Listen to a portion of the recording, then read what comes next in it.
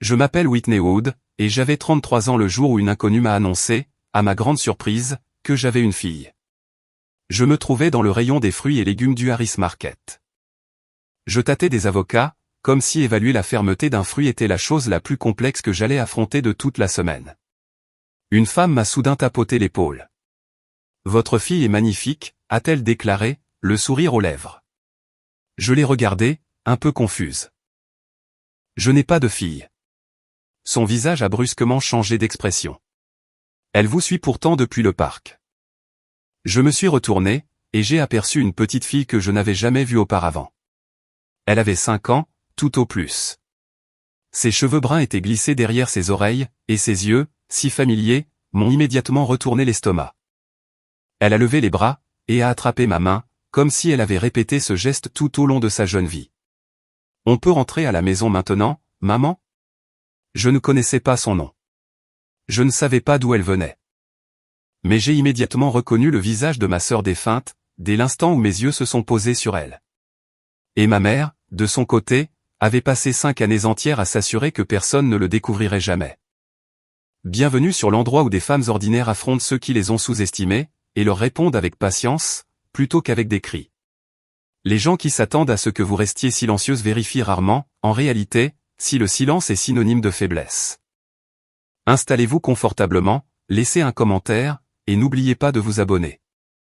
Cette femme s'appelait Pam. Pam Dwyer, la cinquantaine bien entamée, portant des lunettes de lecture sur une chaîne.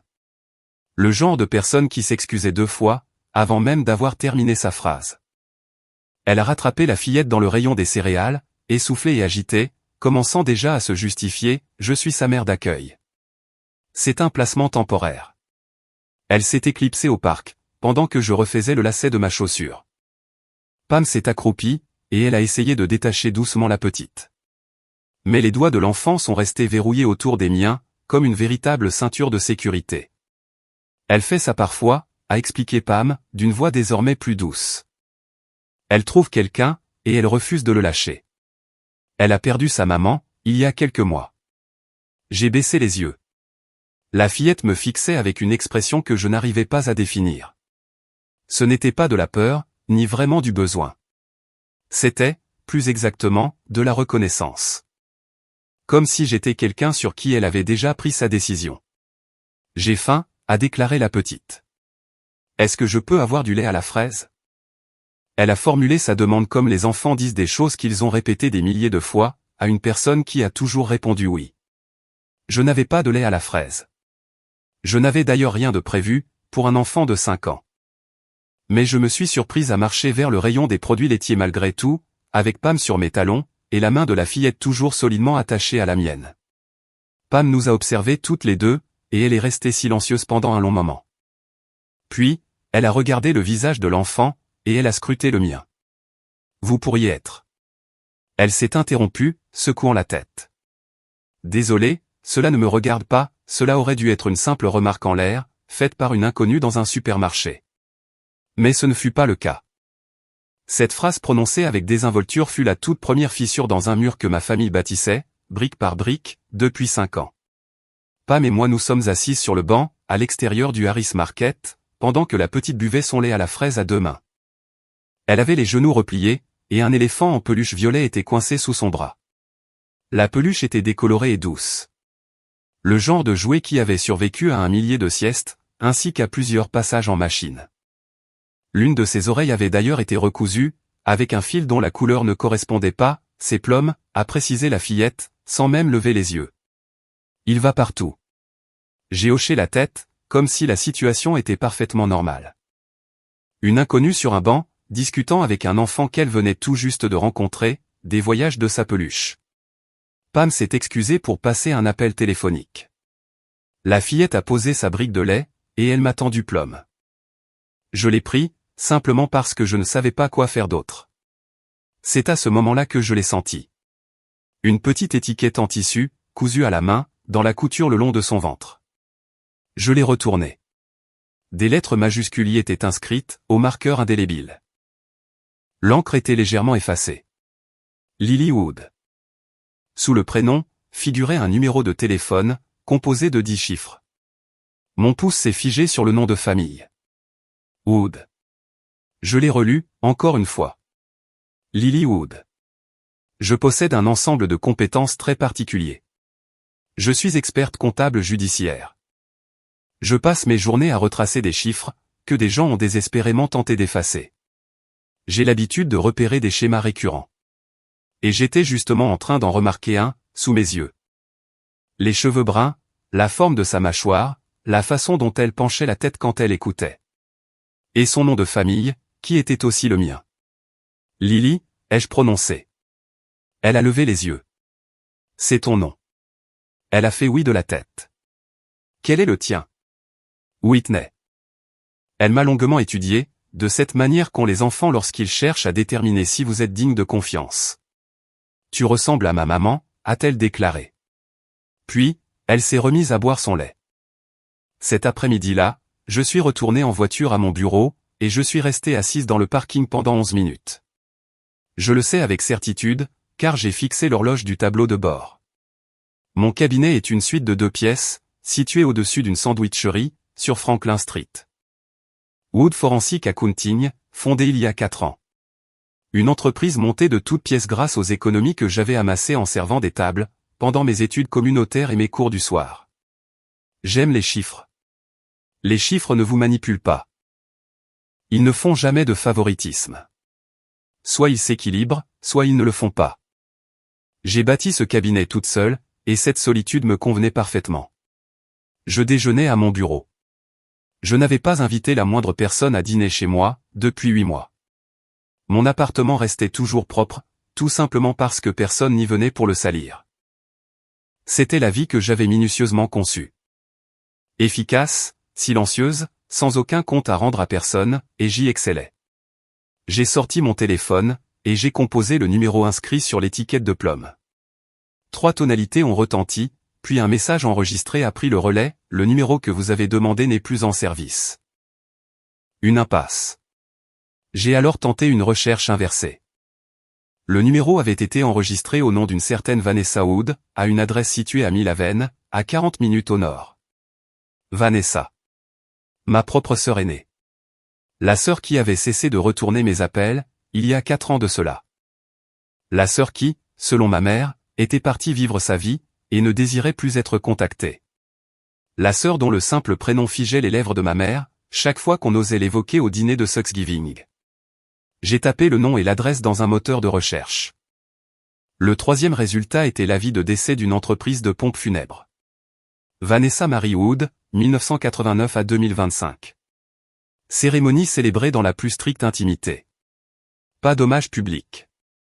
J'ai fixé l'écran, jusqu'à ce que les lettres se brouillent devant mes yeux. Ensuite, je suis revenu en arrière, et j'ai relu la page. Parce que les experts comptables judiciaires ne cèdent pas à la panique. Nous reconstituons les faits. J'ai trouvé la photo de Vanessa, sur la page de condoléances du funérarium. Elle paraissait beaucoup plus mince que dans mes souvenirs, ses pommettes étaient plus saillantes.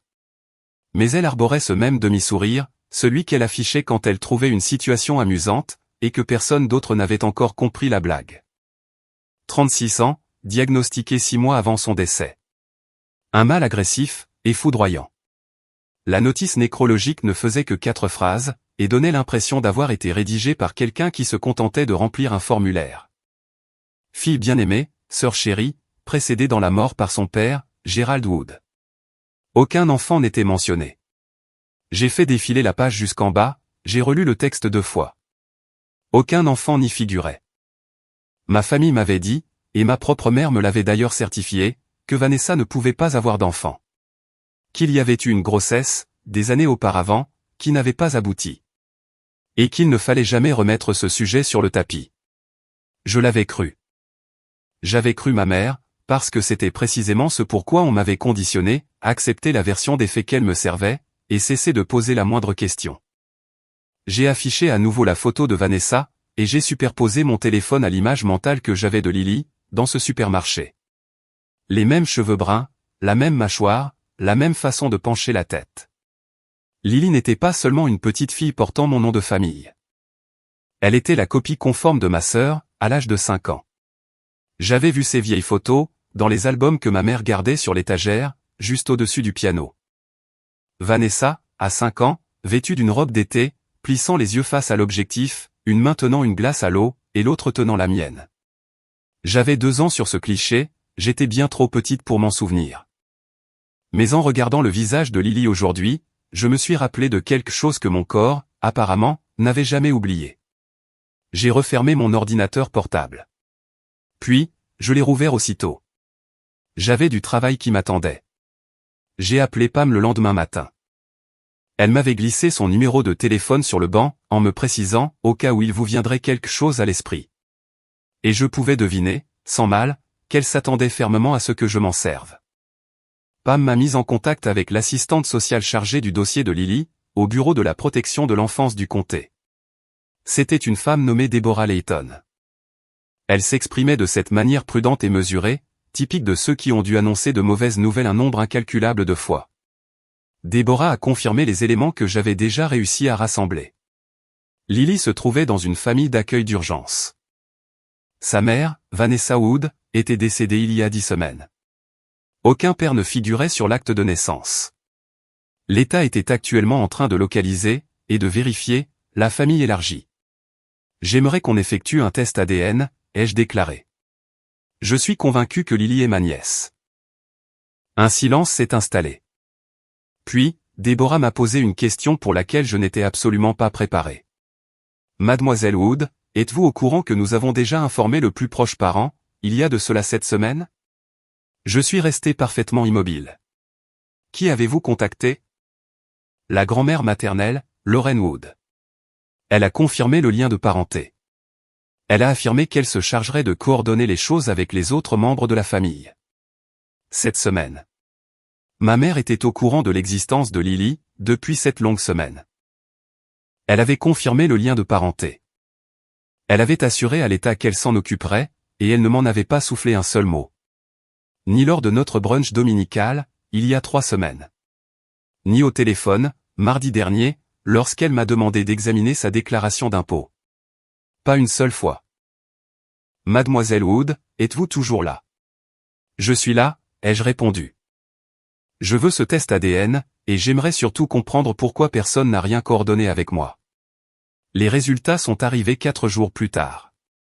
Je sais que certaines personnes affirment qu'elles savaient déjà la vérité, bien avant qu'un bout de papier ne vienne la confirmer. Pour être honnête, je ne savais rien. J'espérais, tout simplement. Mais savoir exige des preuves tangibles, et je ne fais jamais confiance à quoi que ce soit, sans la documentation adéquate. Le rapport disait ce que les chiffres révèlent, lorsqu'ils cessent de mentir. Tante et nièce. Probabilité de lien biologique supérieure à 99%. Lily était bel et bien la fille de Vanessa. Vanessa avait une fille. Ma sœur avait eu un enfant, aujourd'hui âgé de 5 ans. Elle l'avait élevée, elle était morte, et je n'en avais jamais rien su. Je me suis assise à mon bureau, le rapport entre les mains, et j'ai fait une chose que je n'avais pas faite depuis très longtemps. J'ai pleuré. Pas le genre de pleurs qu'on lâche devant un film, ou lors de funérailles. Ces pleurs silencieux, qui vous oppressent la poitrine, quand vous réalisez que l'histoire qu'on vous a racontée sur votre propre famille omettait l'existence d'une personne tout entière. Une enfant. Ma propre nièce. Pendant 5 ans, Lily avait vécu sa vie, prenant son petit déjeuner, apprenant à lasser ses chaussures, et trimballant partout un éléphant violet prénommé Plum. Et quelque part, au milieu de tout cela, ma sœur avait été malade, effrayée, et désespérément seule. J'ai reposé le rapport, et j'ai aligné ses bords avec le coin de mon bureau, parce que c'est ce que je fais toujours, quand j'ai besoin de réfléchir. Puis, j'ai pris mon téléphone, et j'ai passé 2 appels. Le premier était pour Deborah Layton, au service de l'enfance, afin de demander un droit de visite sous surveillance, en attendant que la procédure de tutelle soit réglée. Le second appel était pour ma mère. Elle n'a pas décroché. Je lui ai donc laissé un message vocal, je suis au courant pour Lily. Personne ne m'a jamais dit qu'elle existait. Mais tout cela prend fin aujourd'hui. J'ai raccroché, et j'ai ouvert une nouvelle feuille de calcul. Colonne A, ce que je savais. Colonne B, ce que j'ignorais. La colonne B était, de loin, la plus longue. Ma mère m'a rappelé le lendemain soir. Elle ne s'est pas souciée de savoir comment j'allais. Elle n'a posé aucune question sur les résultats du test ADN. Elle a entamé la conversation par un soupir si maîtrisé, qu'il semblait avoir été répété des centaines de fois, avant de lancer « Whitney, pourquoi t'obstines-tu à déterrer cette histoire ?» J'ai éloigné le combiné de mon oreille pendant une seconde, j'ai levé les yeux vers le plafond, puis je l'ai replacé. Déterrer quoi au juste? Une enfant? Ne sois pas si dramatique. Elle a 5 ans, maman. Elle est bien réelle, et elle vit actuellement chez des inconnus. La voix de Lorraine est devenue atone, exactement comme lorsqu'elle estime qu'une conversation n'est pas digne de son rang. J'ai été informé il y a des semaines. Je gère la situation discrètement. Tu n'as absolument pas besoin de t'en mêler. La gérer comment? Dean et Sloan sont en train d'examiner la situation. Dean. Mon petit frère de 29 ans, avec ses 2 cartes de crédit plafonnées, et sa femme qui avait un jour tapé sur Google, en plein repas de Thanksgiving, quel est le montant de l'allocation pour enfants placés? Croyant que personne ne lorgnait son écran. Je le savais pertinemment, car j'étais assise juste à côté d'elle. Que signifie examiner la situation, très exactement? Cela signifie que ton frère possède un foyer stable, qu'ils sont 2 parents, et qu'ils ont un jardin. C'est bien mieux pour l'enfant. Elle s'appelle Lily. Je connais son nom. Vraiment? Parce qu'il y a 7 semaines, tu aurais pu me prévenir de son existence, et tu as délibérément choisi de ne pas le faire. Un silence pesant s'est installé. Non pas le mutisme de quelqu'un qui rassemble ses pensées, mais plutôt le silence calculateur d'une personne qui évalue quelle part de vérité elle va bien pouvoir révéler. Il y a des raisons pour lesquelles je ne t'ai rien dit, a-t-elle fini par lâcher. Des raisons qui remontent à bien plus loin que tu ne le penses. Puis, elle a raccroché. J'ai retranscrit chaque mot de cet échange sur un bloc-notes juridique. Ensuite, j'ai souligné 2 passages précis, je gère la situation discrètement, et, plus loin que tu ne le penses.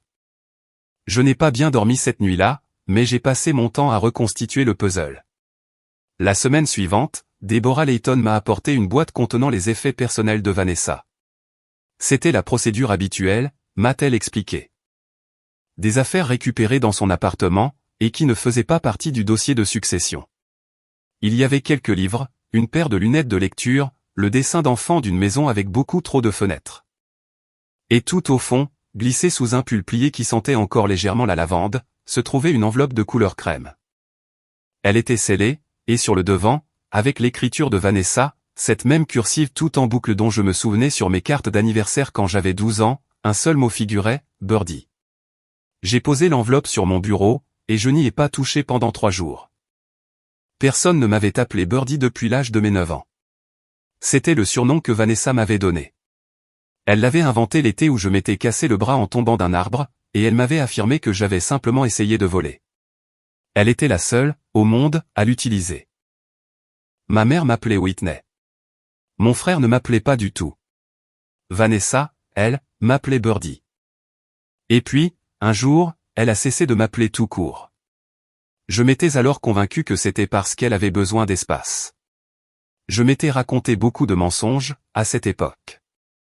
L'enveloppe trônait sur mon bureau, juste à côté de mon clavier, coincé entre ma tasse de café et une pile de déclarations trimestrielles. Chaque matin, je la fixais du regard. Et chaque matin, je décrétais que je n'étais pas encore prête. Je ne redoutais pas le contenu de la lettre. Je redoutais plutôt ce qu'elle allait confirmer. À savoir que ma sœur avait tenté de m'atteindre, depuis une distance dont j'ignorais l'existence. Et que j'avais été bien trop formaté par la version de la réalité imposée par ma mère, pour m'en apercevoir. Le 3e soir, je me suis servi un verre d'eau, je me suis installé à la table de la cuisine, et j'ai enfin saisi l'enveloppe. Mais, juste avant que je ne l'ouvre, on a sonné à ma porte. Dean et Sloan se tenaient sur mon palier. Il était 19h45 un mardi soir, ce qui était pour le moins inhabituel, sachant que Dean n'avait pas mis les pieds chez moi, de son plein gré, depuis 2 ans. Sloan souriait, de la façon dont elle sourit lorsqu'elle convoite quelque chose. Un sourire trop large, dévoilant trop de dents. L'expression typique d'une femme qui a longuement répété sa phrase d'accroche dans la voiture. Whitney, nous devons parler de la petite, a lancé Sloan, en entrant sans même attendre d'y être invité. Dean lui a emboîté le pas, telle une ombre traînant un prêt immobilier. Ils se sont assis sur mon canapé. Sloan a croisé les jambes, et elle s'est lancée. Nous y avons beaucoup réfléchi. Dean et moi possédons un foyer stable, 2 revenus, et une chambre d'amis que nous avons déjà commencé à vider. Il est tout à fait logique que ce soit nous qui la prenions en charge. Prendre Lily en charge, ai-je demandé. Oui, c'est ça, Lily. Sloan a souri de nouveau. Dean est resté muet. J'ai patienté en silence. Sloan a continué son monologue. Elle a énuméré les cartes scolaires, l'espace dans le jardin, et le pédiatre sur lequel il s'était déjà renseigné. Puis, elle a commis un lapsus. Et bien sûr, il y a la maison. La maison de Vanessa, à Milaven. Quelqu'un doit bien gérer la succession. Et si Lily vit sous notre toit, cela simplifiera là. Elle s'est rattrapée, et a recalibré son discours. La logistique. J'avais passé 15 années de ma vie à éplucher des documents financiers, où les gens enfouissent leurs véritables intentions, sous 3 couches de jargon raisonnable. Je savais pertinemment ce que le mot « logistique » signifiait.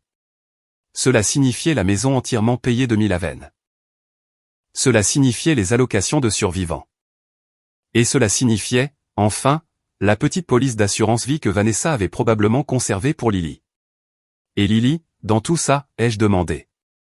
Qu'en est-il de ce qu'elle veut, elle? Sloan a cligné des yeux. Dean a recommencé à étudier les motifs du tapis. Ils sont restés chez moi, jusqu'à ce que Sloan tombe finalement à court d'arguments. Tout au long de cette visite, elle a parlé de la maison bien plus souvent qu'elle n'a parlé de Lily. Je repense sans cesse à la facilité avec laquelle ils l'ont catalogué comme un simple problème, une ligne dans un budget. Si vous avez déjà vu votre propre famille évaluer la valeur d'une personne en fonction de ce qu'elle pourrait leur rapporter, vous connaissez déjà le froid glacial qui m'a envahi ce matin-là. Restez avec moi. Car c'est exactement à ce moment-là que j'ai cessé de demander la permission. Après le départ de Dean et Sloan, je suis resté assise dans le silence de mon appartement, et j'ai fait ce qui me vient le plus naturellement. J'ai allumé mon ordinateur portable, j'ai ouvert la base de données des registres de succession du comté, et j'ai commencé à monter un dossier. Non pas un dossier basé sur les émotions, mais un dossier fondé sur les faits. Colonne A, l'acte de naissance de Lily. La mère enregistrée était Vanessa Mary Wood, la case du père était vide. Colonne B, le patrimoine de Vanessa. Une maison à Milaven, une modeste assurance vie, et des allocations de survivants de la sécurité sociale, destinées à un enfant mineur. Colonne C, la notification aux plus proches parents, envoyée à Lorraine Wood 7 semaines auparavant, avec un accusé de réception dûment signé. Colonne D, l'omission volontaire de Lorraine de me prévenir. La colonne E, quant à elle, était vide. Je l'ai intitulée « Ce qu'ils ignorent que je sais », et je l'ai laissée ouverte. Je suis experte comptable judiciaire. Lorsqu'un client me présente ses livres de compte, et m'assure que tout va bien, mon travail consiste à dénicher la page précise où ce « tout va bien » cesse d'être vrai. J'avais passé ma carrière entière à déchiffrer les calculs dissimulés derrière les mensonges des autres. C'était, en revanche, la toute première fois que ces mensonges se trouvaient dans le registre de ma propre famille. Je n'ai lancé aucune accusation. Je n'ai pas rappelé Dean et Sloan. Je n'ai pas non plus téléphoné à ma mère. Je me suis servi un second verre d'eau, et j'ai fait ce que je fais de mieux. J'ai suivi la piste des chiffres. Car les chiffres n'ont que faire de ménager les sentiments de quiconque, et ils sont parfaitement incapables de se cacher. Le lendemain matin, j'ai appelé une avocate spécialisée en droit de la famille, prénommée Grace Emory. Je lui ai annoncé que je souhaitais déposer une demande de tutelle temporaire, pour ma nièce biologique. Grace était méthodique, directe, et facturait 400 € de l'heure. C'était une somme que je pouvais aisément me permettre de payer, car j'avais mis de l'argent de côté depuis mes 19 ans, comme s'il s'agissait d'un sport de compétition. Elle a déposé la requête l'après-midi même. 2 jours plus tard, elle m'a rappelé. Sa voix était passée de méthodique à prudente. Whitney, il faut que vous sachiez quelque chose. Il y a déjà une requête enregistrée dans le dossier. Je me suis assise. De la part de qui? Dean et Sloan Wood l'ont déposée il y a 6 jours. Leur avocat a soumis une demande d'évaluation du domicile, ainsi qu'une attestation de moralité rédigée par. Elle a marqué une pause. Par votre mère. J'ai enfoncé l'ongle de mon pouce dans la pulpe de mon index. Une vieille habitude, qui me venait de mes examens universitaires. Que dit leur requête à mon sujet? Grace m'a lu le passage en question. Le document de Sloan et Dean me décrivait comme une professionnelle célibataire, dépourvue d'expérience en matière de garde d'enfants, ayant une implication familiale très limitée. Et puis, il y avait cette phrase qui m'a obligé à fermer les yeux, un schéma de distanciation émotionnelle, qui soulève des inquiétudes quant à sa capacité à assurer des soins sur le long terme. Ma mère avait co-signé ce récit abject. La femme qui avait délibérément omis de me mentionner l'existence de Lily, venait d'affirmer, devant un tribunal, que j'étais trop distante pour l'élever. J'ai posé une seule et unique question à Grace. Y a-t-il quoi que ce soit dans les dossiers de succession de Vanessa? Un testament, une désignation de tuteur, n'importe quel document qui nommerait un tuteur privilégié? Je vais vérifier. Vérifiez vite. J'ai raccroché, j'ai posé mon téléphone sur le bureau, et j'ai fixé l'enveloppe de couleur crème, qui se trouvait toujours à côté de mon clavier. Birdie. Je commençais à comprendre pourquoi ma sœur l'avait adressée à un nom qu'elle seule utilisait. La première visite sous surveillance s'est déroulée un jeudi. C'était dans une pièce éclairée par des néons fluorescents, meublée de chaises en plastique. Une assistante sociale prénommée Terry restait assise dans un coin, prenant des notes sur un porte-bloc. Lily est entrée, tenant Plum par une oreille. Elle m'a vu, et elle s'est arrêtée. Ensuite, elle a traversé la pièce, pour grimper sur la chaise juste à côté de la mienne, comme si elle reprenait une place qu'elle avait précieusement réservée. J'avais apporté du lait à la fraise, la petite brique en carton, celle munie d'une paille emballée dans du plastique. Lily s'en est saisie sans dire un mot. Elle a déballé la paille, et elle a bu. Au bout d'une minute, elle a déclaré « Maman buvait ça », quand ses cheveux tombaient. Ma gorge s'est serrée. J'ai fait de mon mieux pour garder le visage impassible. Ta maman aimait le lait à la fraise. Lily a acquiescé de la tête. Elle en buvait tous les jours, quand elle était malade. Elle disait que ça lui rappelait le goût de quand elle était petite. Je n'ai rien ajouté. Il n'y avait absolument rien à dire, qui n'aurait pas paru dérisoire face à ce que Lily venait de m'offrir. Un fragment de l'agonie de sa mère, qu'une enfant de 5 ans avait dû porter, toute seule sur ses petites épaules. Lily a terminé la brique, et elle l'a pliée à plat, exactement comme quelqu'un lui avait appris à le faire. Puis, elle a retiré Plum de ses genoux, pour le déposer sur les miens. « Tu le gardes ?» a-t-elle murmuré. « Comme ça, tu n'auras pas peur. » Terry a levé les yeux de son porte-bloc. J'ai tenu l'éléphant en peluche à 2 mains, sentant l'étiquette en tissu glisser contre ma paume. Lily Wood. Et, juste en dessous, écrite de la main de ma sœur, il y avait ce numéro de téléphone à moitié effacé, celui-là même qui m'avait conduite ici, dans cette pièce, vers cet enfant. Vers une vérité que ma famille avait enterrée sous 5 années de silence absolu. Le soir même, je me suis assise à la table de la cuisine, avec Plum et l'enveloppe de couleur crème face à moi. J'ai décidé que j'avais fini d'avoir peur des deux, et j'ai enfin ouvert la lettre. L'écriture de Vanessa était plus petite que dans mes souvenirs. Les lignes étaient plus serrées, comme si elle tentait de faire tenir toute une vie, sur seulement 2 pages. Birdie, si tu lis ceci, c'est que la chose dont j'avais si peur a fini par arriver. Je suis désolé de ne pas avoir été assez courageuse pour t'en parler, quand j'étais encore capable de l'expliquer de vive voix. Elle écrivait qu'elle était tombée enceinte à 31 ans. Le père était un homme qu'elle avait aimé brièvement, avant de le perdre définitivement. Il était parti avant même la naissance de Lily, sans jamais se retourner. Lorsqu'elle a annoncé la nouvelle à notre mère, Lorraine lui a posé un ultimatum, avec 2 options. Confier le bébé à l'adoption en secret, ou perdre sa famille. Elle lui a affirmé qu'un enfant sans père serait une humiliation pour nous. Elle lui a reproché de nous avoir élevés mieux que ça. Elle lui a déclaré, si tu gardes cet enfant, tu te débrouilleras toute seule. Vanessa a mené sa grossesse à terme. Elle a déménagé à Milaven. Elle a élevé Lily seule, travaillé comme comptable pour une clinique vétérinaire, et n'a prévenu personne dans la famille. Notre mère, de son côté, a fait croire à tout le monde que Vanessa avait fait une fausse couche, et qu'elle s'était éloignée pour s'en remettre. J'aurais dû t'appeler, Birdie. J'y songeais chaque année, le jour de ton anniversaire. Mais maman m'a assuré que tu étais de son avis. Elle m'a dit que tu me trouvais égoïste. Et je l'ai cru, parce que c'était plus facile à accepter. Plutôt que de chercher à découvrir si c'était vraiment la vérité. J'ai posé la lettre, et j'ai plaqué mes 2 mains bien à plat sur la table. Ma mère avait soutenu à Vanessa que j'étais d'accord avec elle. Cette même mère m'avait assuré que Vanessa refusait tout contact. Deux mensonges ignobles, formant un seul et même mur, érigé méthodiquement des deux côtés. La lettre s'achevait sur une phrase que j'allais emporter avec moi, dans chaque pièce où je mettrais les pieds, au cours des 4 mois suivants. J'ai signé des documents, Birdie. S'il m'arrive quelque chose, trouve ces papiers. C'est toi que j'ai désigné. J'ai toujours eu confiance en toi. On peut rentrer à la maison maintenant, maman? Lily avait pris l'habitude de lui poser cette question, tous les soirs avant de s'endormir.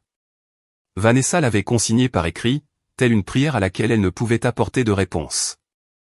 J'ai appelé Grace et Maury à 7 heures, le lendemain matin.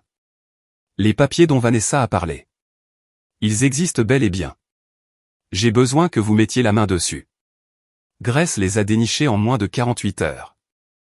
Pas au bureau des successions du comté, mais dans une boîte contenant les documents personnels de Vanessa, que le gérant de l'appartement de Millhaven avait conservé après la fin du bail. Il s'agissait d'une désignation notariée de tuteur suppléant.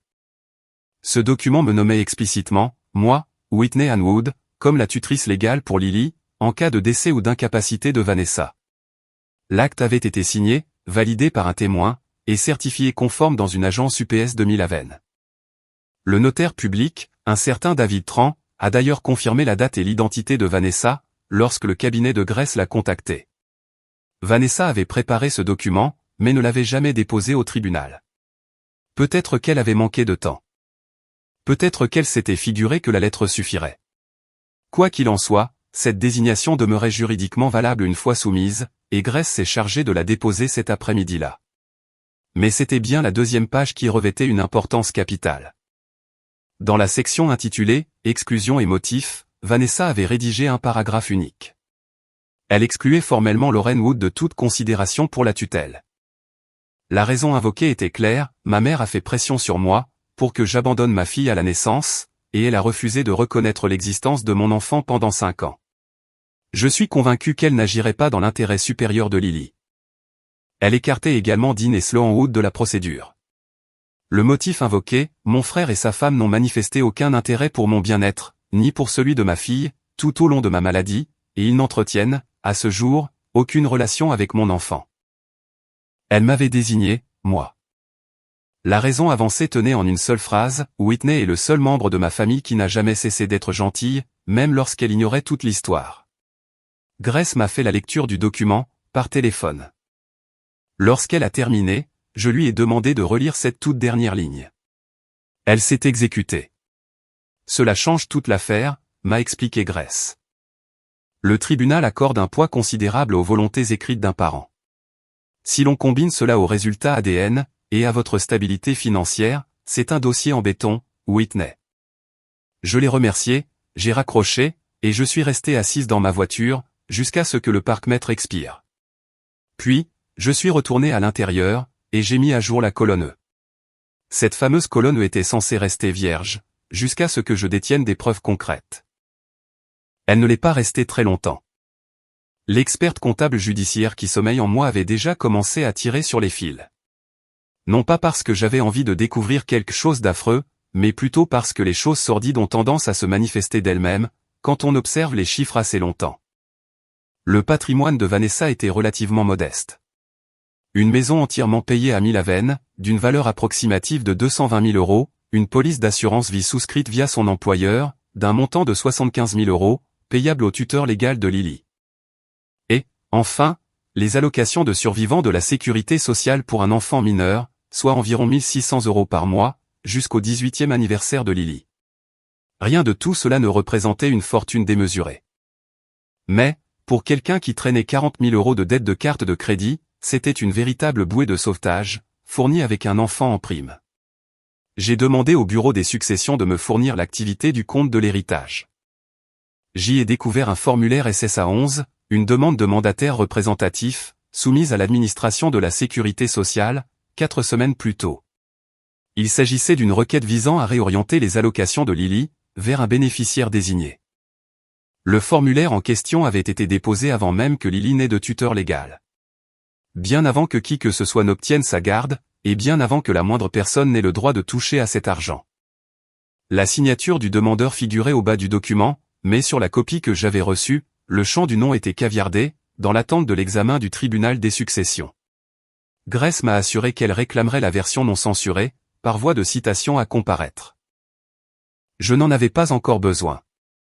J'avais déjà dressé une courte liste des personnes qui connaissaient l'existence des allocations de Lily, qui avaient un mobile suffisant pour vouloir y accéder, et qui avaient, par pur hasard, déposé une demande de tutelle concurrente. Cette liste se résumait à 2 noms.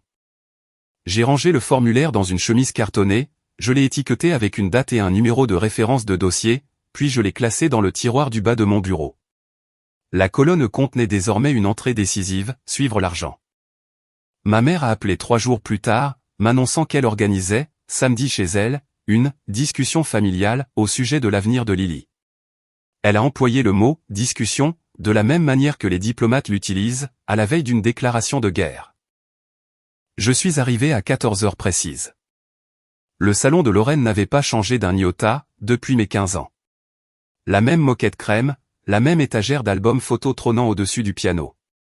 Ce même air de perfection si contrôlé, qu'il vous donnait irrésistiblement envie de chuchoter, même si personne ne dormait dans les environs. Dean et Sloan étaient assis sur le canapé à 2 places. Sloan avait d'ailleurs apporté un classeur à intercalaire, codé par couleur, et portant la mention « Plan de transition pour Lily ». Ma mère s'était installée dans son fauteuil à oreille, tout près de la fenêtre. Deborah Layton, l'assistante sociale, avait été conviée par Lorraine, sous prétexte de tenir tout le monde parfaitement informé. 2 de mes cousins, à qui j'adressais à peine la parole, rôdaient du côté de la cuisine. Lorraine a ouvert la séance, en déclarant qu'il s'agissait là d'une affaire familiale, qui devait par conséquent se régler en privé. Puis, elle s'est tournée vers moi. « Whitney, j'ai cru comprendre que tu as déposé une requête. Je pense que nous sommes tous d'accord pour dire que Dean et Sloan sont bien mieux positionnés que toi. Ils ont une maison. Et surtout, ils sont l'un l'autre. » Elle a marqué une pause. Elle a laissé l'expression « l'un l'autre » se déposer dans l'air, comme une véritable sentence sur mon célibat. « Tu n'as jamais rien élevé d'autre que des feuilles de calcul », a-t-elle ajouté d'un ton cinglant. Quelqu'un s'est mis à tousser dans la cuisine. Sloan a acquiescé d'un signe de tête. Dean, une fois de plus, s'est plongé dans l'observation de ses chaussures. Deborah, quant à elle, a griffonné quelques mots sur son bloc-notes. J'ai regardé ma mère. Je fixais cette femme qui avait affirmé à ma sœur que je la trouvais égoïste, qui m'avait assuré que ma sœur rejetait tout contact, qui savait pour Lily depuis 7 semaines, et qui avait sciemment choisi le silence. Face à tout cela, je n'ai absolument rien dit. Non pas parce que les mots me manquaient, mais parce que j'avais appris, il y a bien longtemps, que la première personne à prendre la parole dans une pièce remplie de menteurs, est aussi celle qui en perd immédiatement le contrôle. J'ai donc laissé Lorraine continuer son discours. Je possédais des documents officiels. Et les documents n'ont aucunement besoin d'interrompre qui que ce soit. La réunion s'est étirée sur 40 minutes. Lorraine a monopolisé la parole pendant 30 d'entre elles. Sloan s'est fait un devoir de présenter son fameux classeur. Dean a évoqué la carte scolaire à 2 reprises. Et puis, Deborah Layton a posé la seule et unique question qui importait vraiment.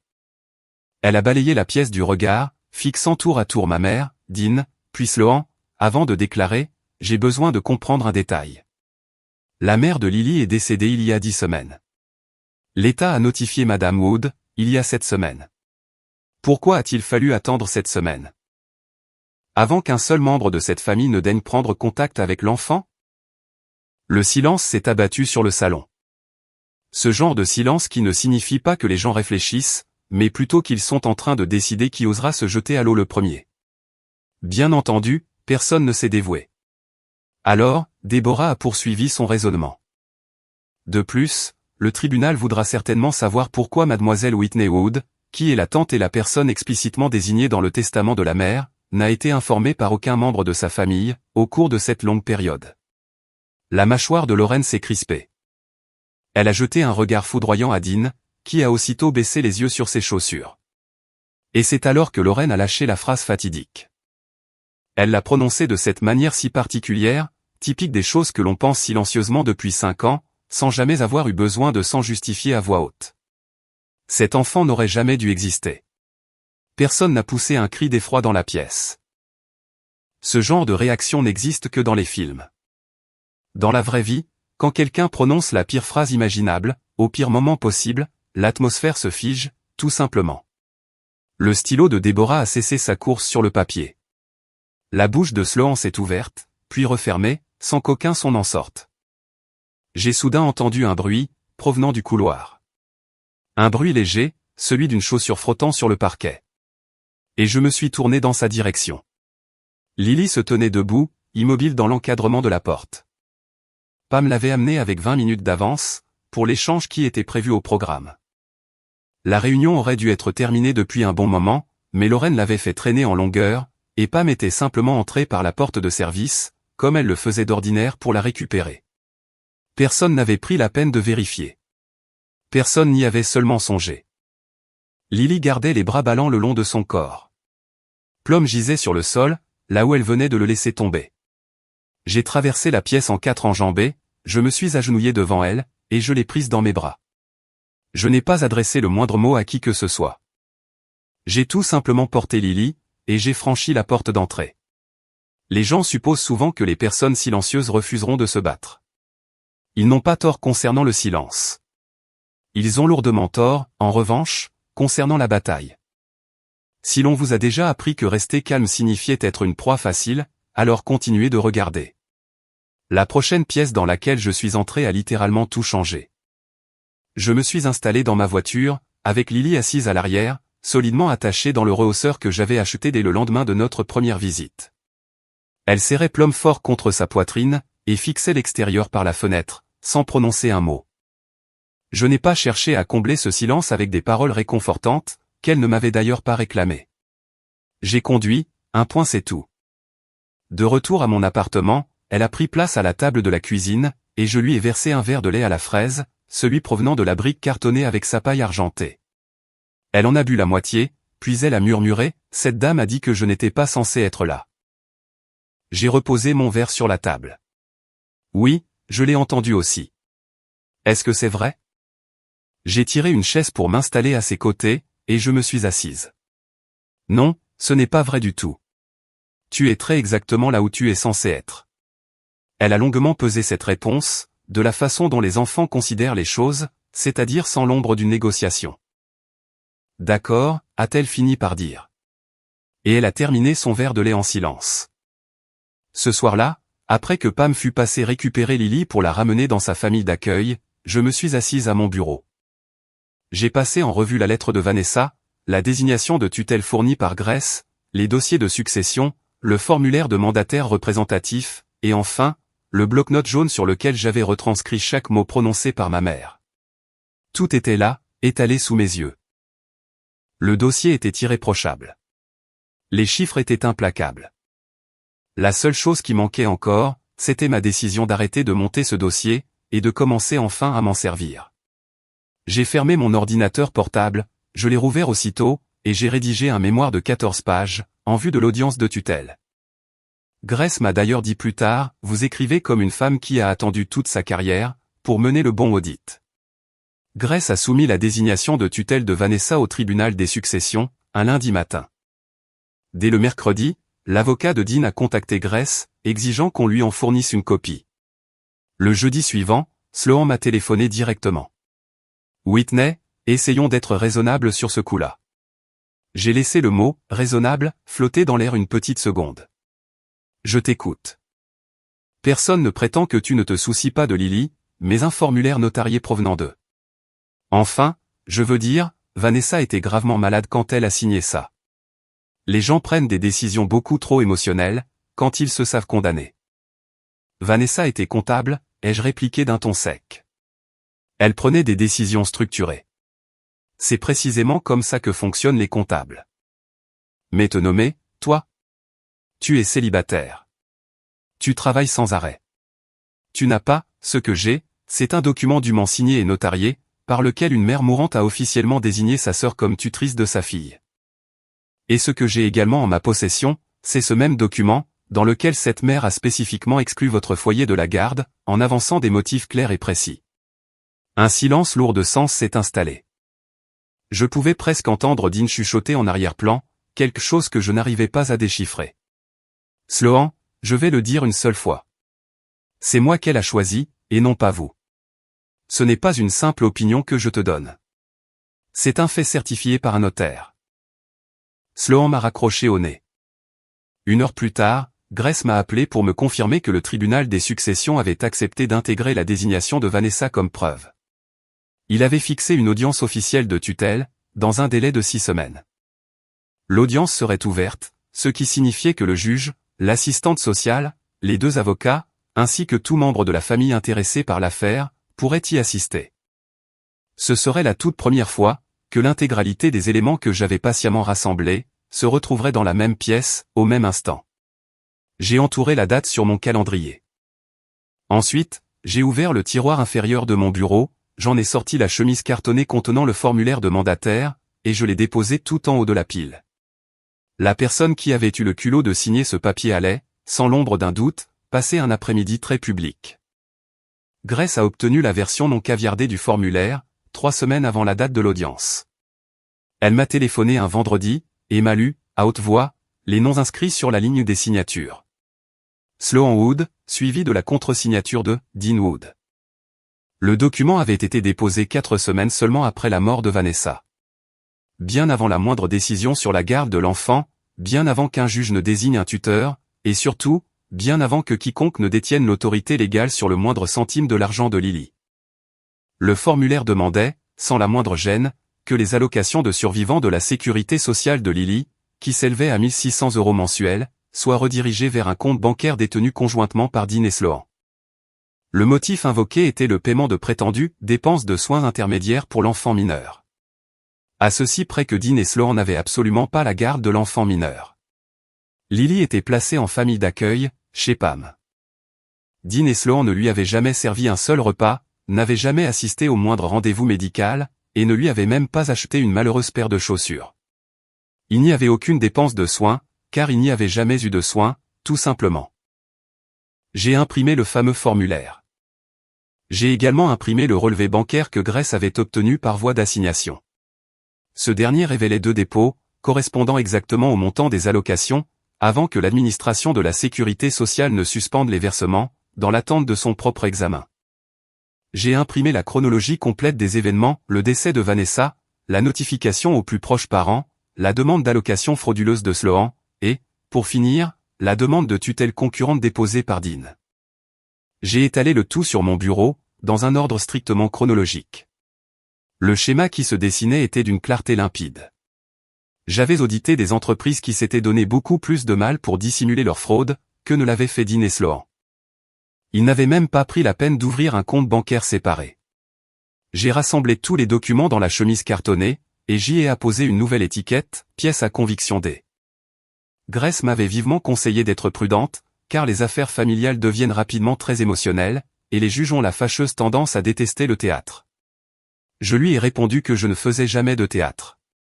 Mon métier, à moi, c'était de fournir des pièces à conviction.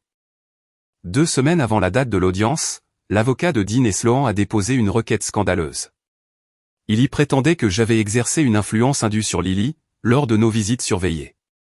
Et que j'exploitais, je cite, les troubles de l'attachement d'un enfant traumatisé, à des fins de gain personnel. La requête exigeait la suspension immédiate de mon droit de visite, dans l'attente d'une évaluation psychologique en bonne et due forme. Je l'ai parcouru assise à mon bureau, sur le coup de 9 heures du matin, mon café refroidissant bien avant que je n'atteigne la fin de la 2e page. À des fins de gain personnel. C'était cette expression précise qui avait fait mouche. Non pas parce qu'elle me blessait cruellement. J'avais lu des choses bien pires dans de nombreuses dépositions. Mais plutôt parce que je devinais, sans l'ombre d'un doute, d'où elle provenait. Le vocabulaire employé était bien trop précis pour venir de Dean. La stratégie, quant à elle, était bien trop élaborée pour être l'œuvre de Sloan. On y reconnaissait, à des kilomètres à la ronde, l'empreinte digitale de ma mère. Lorraine n'avait rien déposé sous son propre nom. Elle n'avait pas apposé sa signature sur le moindre document, depuis l'accusé de réception du plus proche parent. Mais elle était bel et bien présente dans le bureau, avec l'avocat de Dean. Grace m'a d'ailleurs confirmé cette information, grâce à un document qui désignait explicitement Lorraine comme membre de la famille consultant. Consultant.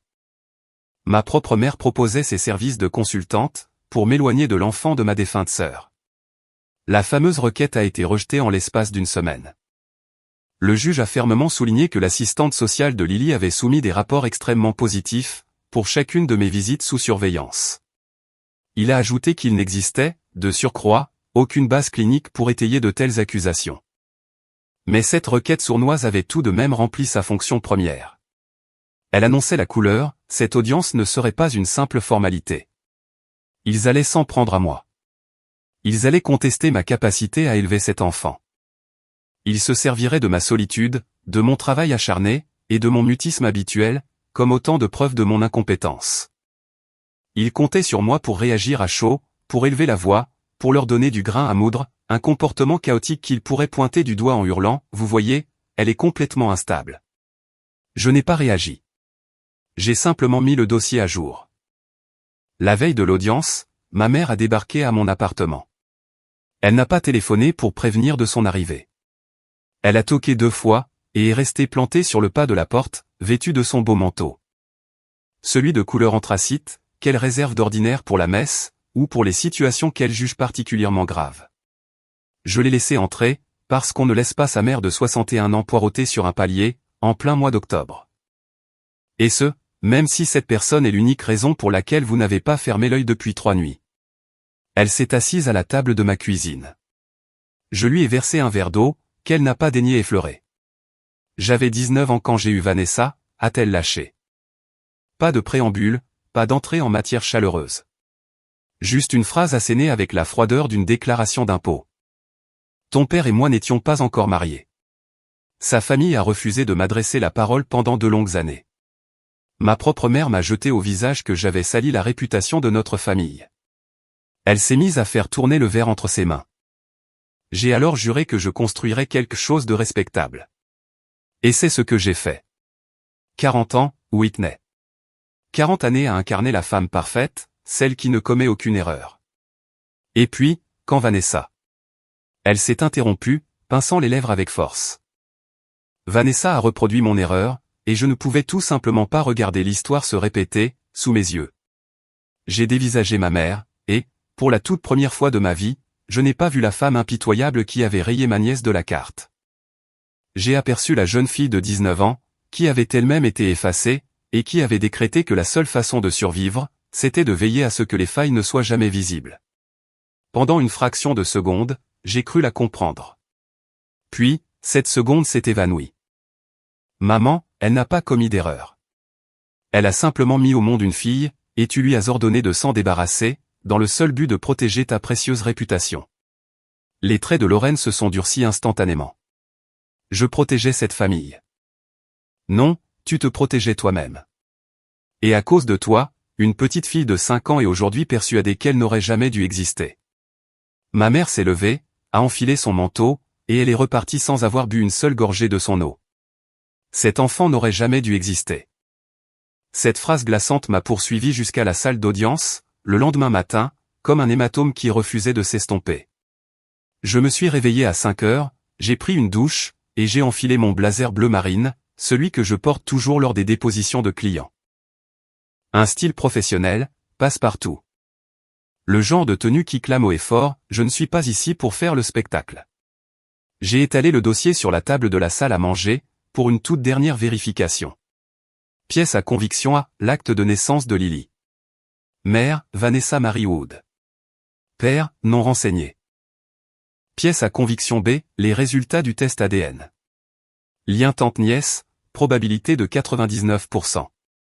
Pièce à conviction C, la désignation notariée de tutelle suppléante rédigée par Vanessa, me nommant explicitement, avec la clause d'exclusion familiale et ses justifications.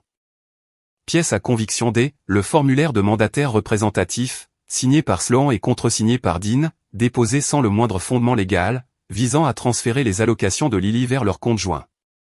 Pièce à conviction E, la notification officielle de l'État adressée à Lorraine, signée et validée par ses soins, cette longue semaine avant qu'un membre de la famille ne daigne m'approcher. Pièce à conviction F, les rapports de visite surveillés de Deborah Layton. Tous excellents. 6 pièces à conviction, 47 pages au total. Chaque affirmation était sourcée, chaque date scrupuleusement vérifiée, chaque chiffre parfaitement équilibré. Grace avait passé le dossier en revue à 2 reprises, et elle m'avait assuré que c'était le mémoire de tutelle le plus impeccable qu'elle ait eu à déposer en 11 ans de carrière. Pourtant, je ne me sentais pas irréprochable. J'avais l'impression d'être une femme sur le point de pénétrer dans une arène, pour y pulvériser sa propre famille à coups de paperasse. Mais je me suis souvenu de Lily, prostrée sur le seuil de cette porte, les bras le long du corps, plomb abandonné sur le sol, entendant sa propre grand-mère affirmer qu'elle n'aurait jamais dû venir au monde. J'ai ramassé mon dossier, je l'ai glissé dans mon sac, et j'ai roulé jusqu'au tribunal du comté. Moi, je n'élève jamais la voix. J'élève des pièces à conviction. La salle d'audience des successions se trouvait au 3e étage. Du parquet massif, de hautes fenêtres, et un banc de juges qui donnait l'impression d'avoir tranché des querelles bien avant ma propre naissance. Je me suis assise, j'ai posé mon sac sur la table, et j'ai patienté. Dean et Sloan sont arrivés, flanqués de leur avocat. C'était un homme nommé Craig Phelps, qui arborait une pince à cravate, et qui s'exprimait systématiquement par paragraphes entiers. Lorraine a pris place derrière eux, dans le public. Elle n'était pas officiellement partie prenante dans l'affaire. Elle n'était qu'une présence en toile de fond. Une consultante, en somme. La salle d'audience n'était pas bondée, mais elle n'était pas déserte non plus. Deborah Layton était assise au premier rang, son précieux dossier sur les genoux. 2 de mes cousins avaient fait le déplacement, les mêmes qui rôdaient dans la cuisine de Lorraine, quelques semaines plus tôt. Il y avait également un greffier, un huissier, et la juge Catherine Owens. Une femme qui donnait l'impression de faire ce métier depuis assez longtemps, pour repérer un jeu d'acteurs grossiers à 20 mètres de distance. Craig Phelps a pris la parole en premier. Il a dressé un portrait dithyrambique de Dean et Sloan, les dépeignant comme le placement idéal. Un foyer biparental, une forte implication communautaire, une gestion financière saine, et un désir sincère d'offrir une grande stabilité à un enfant en crise. Il m'a ensuite décrite comme une candidate pleine de bonnes intentions, mais fondamentalement inadaptée. Une femme dépourvue de structure familiale, sans la moindre expérience en puériculture, et manquant cruellement de disponibilité émotionnelle, pour élever une enfant de 5 ans. Il a marqué une pause dramatique sur les mots « disponibilité émotionnelle », comme s'il offrait au juge l'opportunité de savourer cette expression. Puis, il a asséné le coup de grâce, Mademoiselle Wood a vécu seule, tout au long de sa vie d'adulte. Elle n'a jamais été tenue responsable du bien-être d'une autre personne. Cet enfant a besoin d'une véritable famille, votre honneur, et non pas d'un classeur administratif. Sloan a approuvé d'un signe de tête. Dean n'a pas bougé d'un pouce. Dans le public, Lorraine observait la scène, avec une expression que je connaissais que trop bien. Celle qu'elle affichait fièrement à l'église, lorsque le sermon du prêtre venait étayer une de ses croyances préexistantes. Assise aux côtés de Grace, j'ai gardé les mains sagement croisées sur la table, mon sac posé à mes pieds. Je n'ai eu aucune réaction. Je n'ai pris aucune note. Je n'ai pas secoué la tête, je n'ai pas soupiré, et je n'ai même pas scié sur ma chaise. J'avais passé ma carrière entière dans des pièces où des gens mentaient avec un aplomb professionnel. Je savais pertinemment que la meilleure réponse à fournir face à un faux audit, c'était d'en présenter un vrai. Grace s'est levée, et a remis à la juge une copie reliée de notre dossier. Elle n'a pas haussé le ton. Elle n'a pas non plus prononcé de longs plaidoyers. Elle a simplement dit, « Votre honneur, je souhaite verser au dossier une désignation notariée de tutelle suppléante, signée par la mère défunte, Vanessa Mary Wood, à peine 3 semaines avant son décès. » L'atmosphère de la salle a soudainement basculé. Craig Phelps s'est penché en avant. Le sourire éclatant de Sloan a vacillé, avant de s'éteindre comme une ampoule grillée. Grace a lu le document à voix haute.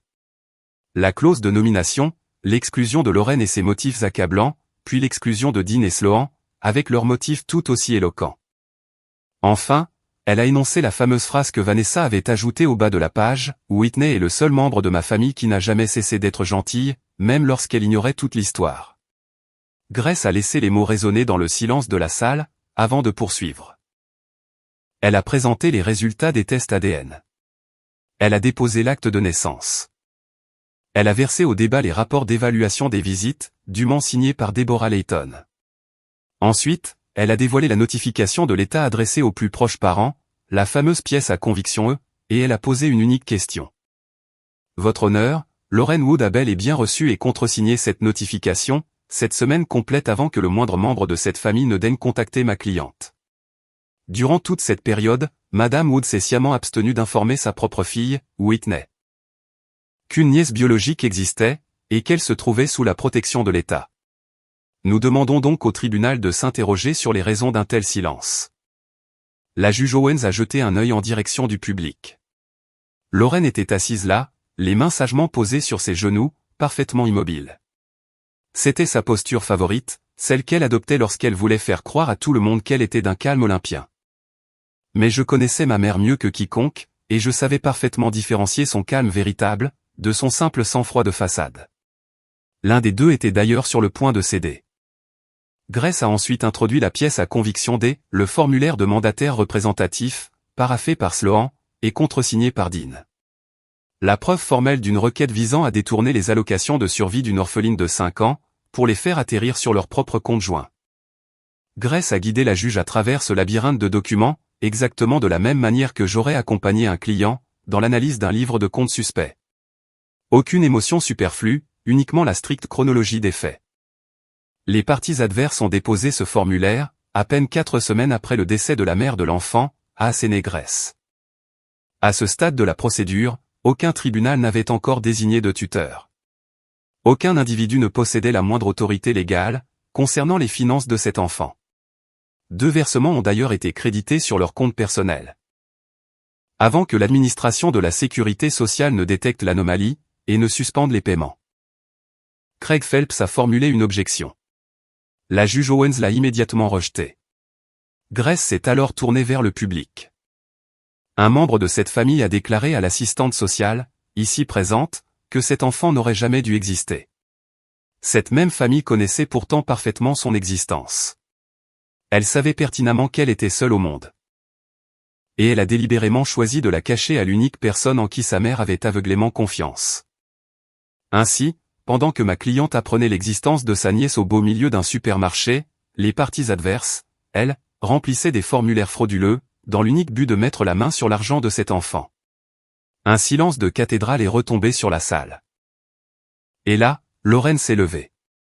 Elle n'a demandé l'autorisation à personne. Elle n'a même pas attendu que la juge lui donne la parole. Elle s'est levée au milieu du public, et a déclaré, d'une voix suffisamment forte pour que la sténographe du tribunal la saisisse, « Voilà exactement ce qui arrive, quand vous permettez aux gens de fouiller dans des affaires qui auraient dû rester enfouies à tout jamais. » La juge Owens est intervenue d'un ton sec, « Madame, veuillez vous asseoir. » Lorraine a ignoré l'injonction. « J'ai simplement fait ce que toute bonne mère aurait fait. J'ai protégé ma famille d'une situation qui n'aurait jamais dû. Madame, asseyez-vous immédiatement. » Sloan s'est mise à pleurer silencieusement. Dean fixait désespérément la surface de la table. Lorraine s'est finalement rassie, mais le mal était fait, et les mots étaient irrémédiablement gravés dans les minutes du procès.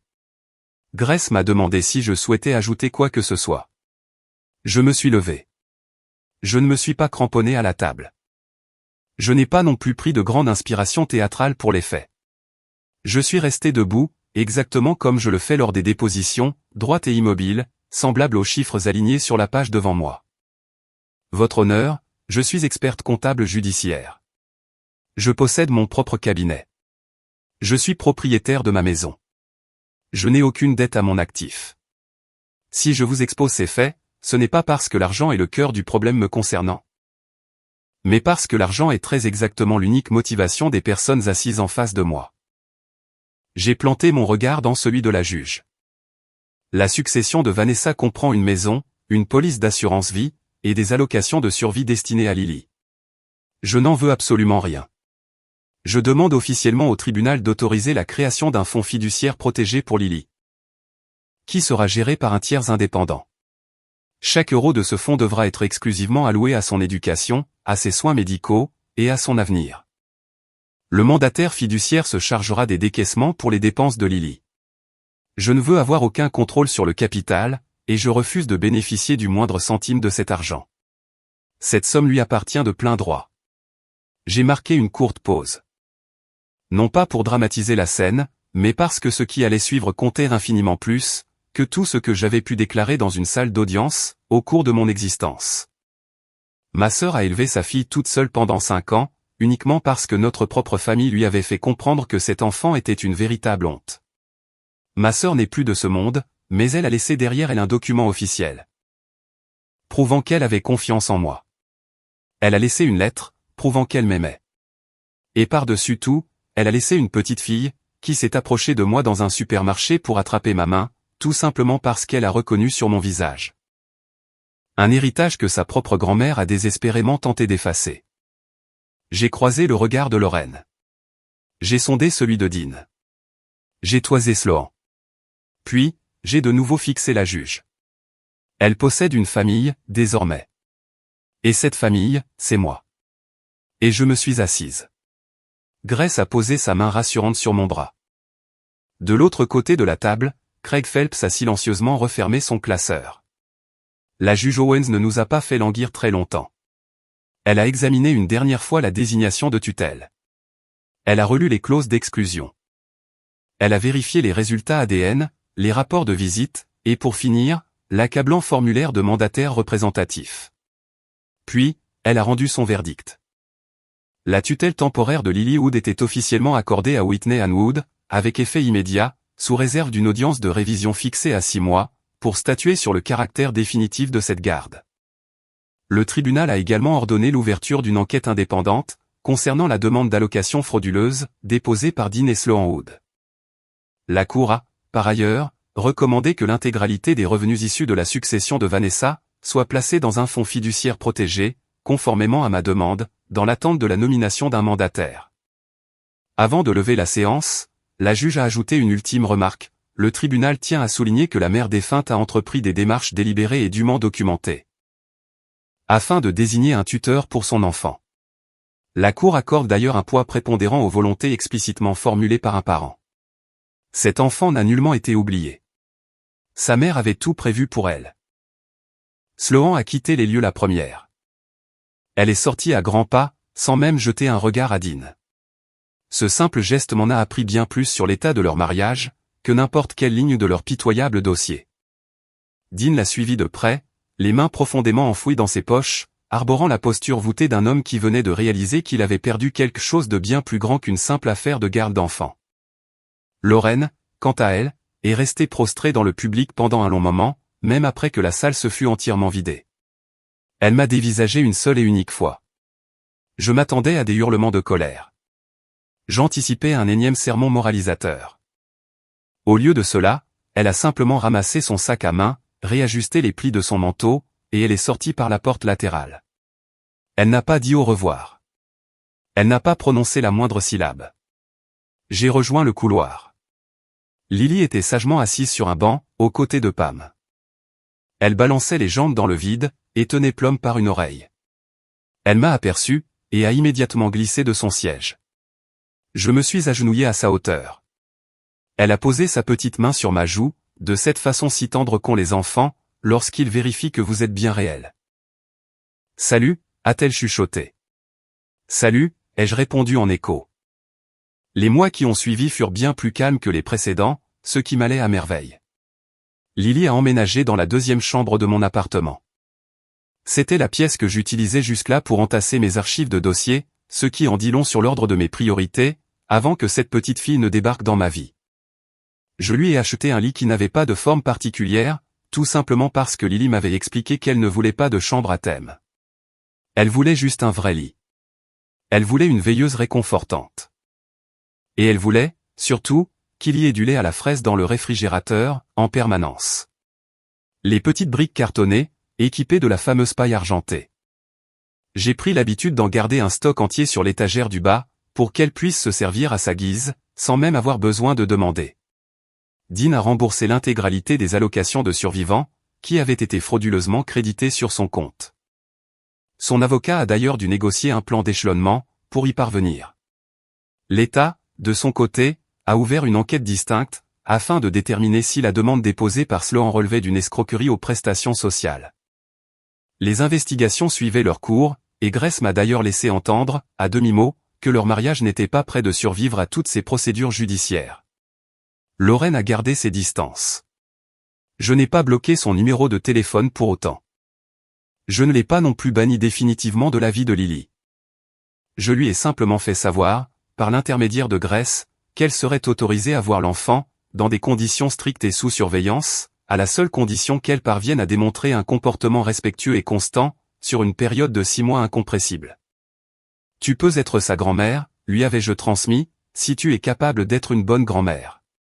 Mais tu n'as plus le droit de prendre la moindre décision à sa place. Plus de mensonges sur son nom, plus d'inventions sur son histoire. Et certainement plus de débats pour savoir si elle était censée exister, ou non. Elle n'avait pas encore daigné répondre à mon ultimatum. Mais je ne retenais pas mon souffle. Il y a de ces réconciliations qui prennent des années, et d'autres qui ne voient tout bonnement jamais le jour. J'apprenais, doucement, à être en paix avec ces deux éventualités. Un soir de novembre, 3 mois à peine après l'audience, je faisais la vaisselle pendant que Lily coloriait à la table de la cuisine. L'appartement embaumait les pâtes que j'avais légèrement trop cuites, mêlées à l'odeur du lait à la fraise qu'elle avait renversé sur son set de table, et qu'elle avait tenté, maladroitement, d'essuyer avec du papier absorbant. C'était le genre de soirée d'une banalité affligeante, qui m'aurait mortellement ennuyé, 1 an auparavant. Aujourd'hui, c'était devenu le moment que je préférais, de toute ma journée. Lily a posé ses crayons de couleur, et s'est approchée de moi. Elle tenait Plum contre elle. Elle avait trimballé cet éléphant en peluche à travers le foyer d'accueil, dans les allées d'un supermarché, sur les bancs d'un tribunal, et à travers chaque pièce où elle avait mis les pieds, depuis la disparition tragique de sa mère. Elle a levé les bras, et l'a déposé tendrement sur le plan de travail, juste à côté de l'égouttoir à vaisselle. « Tu peux le garder maintenant » a-t-elle murmuré. « Je n'ai plus besoin de lui, pour être courageuse. » J'ai fermé le robinet d'eau, je me suis essuyé les mains, et j'ai longuement contemplé cet éléphant violet, avec sa petite étiquette cousue à la main. Lily Wood. Ce fameux bout de tissu qui avait tout déclenché, un banal mardi dans un supermarché, lorsqu'une parfaite inconnue avait tapoté mon épaule, et bouleversé mon existence à tout jamais. « Tu es tout à fait sûr de toi ?» ai-je demandé. Elle a fait un signe affirmatif de la tête. Puis, elle a levé son visage vers moi, me fixant avec les yeux de ma sœur, et elle a soufflé « On peut rentrer à la maison maintenant, maman ?» Elle avait prononcé cette même phrase dans un magasin, en s'adressant à une femme qu'elle ne connaissait même pas. Elle l'avait inlassablement répété dans la lettre de Vanessa, posant la même question chaque soir, avant de s'endormir. Et maintenant, elle la disait à nouveau. Debout dans sa propre cuisine, au cœur de son propre foyer, en s'adressant à la seule personne au monde, qui ne laisserait jamais quiconque lui faire croire qu'elle n'était pas à sa place. « Nous sommes déjà à la maison » ai-je répondu avec douceur. Elle est sagement retournée à son coloriage. J'ai déposé Plum sur l'étagère, au-dessus de la cuisinière, juste à côté de la photo encadrée de Vanessa, que j'avais accrochée au mur la semaine de l'emménagement de Lily. La photo provenait de l'album de ma mère. Vanessa a 5 ans, plissant les yeux sous le soleil, vêtue d'une robe d'été. Et juste à côté, j'avais placé la photo de classe de Lily, prise en septembre dernier. Le même visage, le même regard, la même façon de pencher la tête. Mais une histoire totalement différente. J'avais passé ma vie entière à vouloir prouver que je n'avais besoin de l'aide de personne. À me bâtir une carrière fondée sur l'ordre et la méthode, un appartement baigné de silence, et la solide réputation d'être cette femme qui ne demande jamais de l'aide à son entourage. Et une petite fille de 5 ans venait de m'apprendre la plus belle des leçons. La famille, ce n'est pas ceux qui partagent discrètement le même sang que vous. C'est ceux qui se manifestent bruyamment, quand l'heure est grave, et que leur présence compte vraiment. Voilà quelle est mon histoire.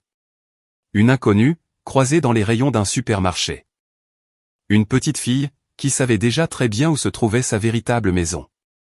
Et une famille, qui a dû apprendre à ses dépens, qu'un enfant n'est pas une vulgaire dette que l'on cède aux plus offrants. Si ce récit vous a rappelé que la famille, c'est avant tout ceux qui répondent présents, alors serrez très fort dans vos bras la personne qui a toujours été là pour vous. Partagez cette histoire avec quelqu'un qui a besoin de l'entendre. Laissez-nous un commentaire, cliquez sur le bouton d'abonnement, et je vous donne rendez-vous dans la prochaine histoire.